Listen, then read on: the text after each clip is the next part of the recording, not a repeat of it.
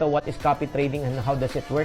Basically, ang copy trading po ay isang innovative way of investment method kung saan nagagayahin mo ang investment movement ng isang expert na trader or investor. Parang naalala ko tuloy nung ako ay nasa classroom nung nag-aaral pa ako syempre pagpasok, 'di ba, sa klase wala pang arrangement of seats yan pero pag nakapili ka, yan ang seat mo forever. 'Di ba? Ako naman, ang unang inaalam ko bago ako pumasok, inaalam ko kung sino yung pinakamatalino. Oo, bakit? Para tatabi ako doon sa mga matatalino. Bakit? Para mabahagian ako ng konting talino, lalo na pag may exam. Parang nangongopya ka na sa kaklase mo. Ito yung ginagawa ng mga baguhang investor na wala pang masyadong experience sa trading or sa investing.